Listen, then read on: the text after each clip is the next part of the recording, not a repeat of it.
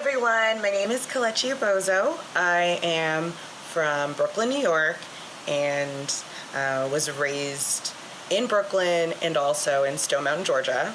My dad is from Nigeria and mom is from Brooklyn. They separated pretty early on. I'm here to talk a little bit about my story and about mental health recovery. And I want to tell you a little bit about who I am and kind of what makes me a mental health advocate today and part of my healing. So I was diagnosed early on with depression, pretty young. And it was soon after, not too soon after, but soon after my parents got divorced. My mom noticed I wasn't really playing with other people. I was kind of quiet. I wasn't really mostly the happiest kid. So she actually took me to see someone, and I started art therapy pretty early on. In terms of what diagnosis I've had many. This is to say you're not supposed to actually have more than one, but if you go to different doctors, sometimes they see things differently. So for a while, I was diagnosed with depression. I then later was diagnosed with bipolar 2, and then later everyone kind of decided that really it was trauma, and I was experiencing PTSD, which I mostly agree with the trauma diagnosis than the other ones as well, though I definitely have experienced depression.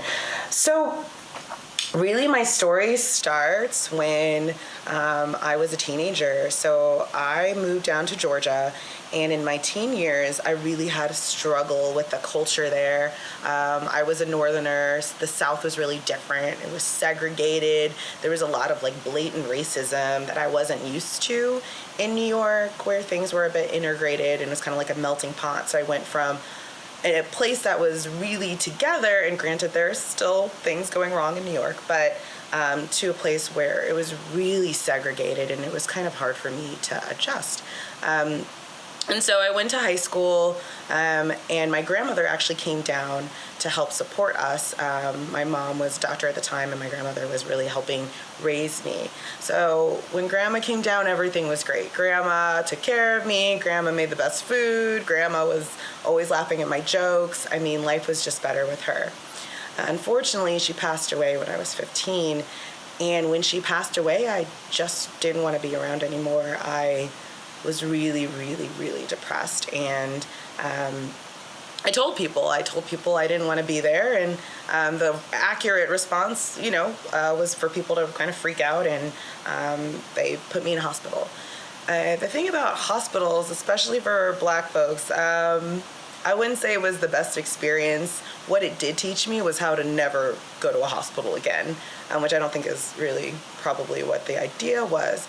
But so when I left, I basically pretended everything was okay. And this lasted for years. I would stuff down all my feelings and just act like it was all right, and just kind of tough it out, and try to squash things down, and then just put a fake smile on my face and just kind of go through the world. So anyone who knew me thought I was the happiest person ever. They didn't know secretly underneath all of that, there was someone who was really sad and really depressed and really on the edge, thinking of self-harm and harming themselves all the time.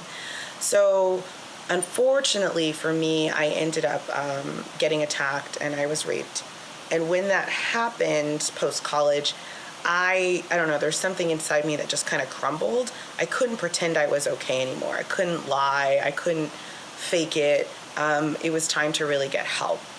And help for me was a lot of things. It was actually being honest about how I felt. It was actually taking a look at things that I've been doing and coping mechanisms that I had, pretending, hiding, masking things that I needed to actually address. It was a lot of work that I needed to do. It was also being around friends who were not toxic and who didn't want some drama queen. It was being around people who really cared about me and really invested in my mental health.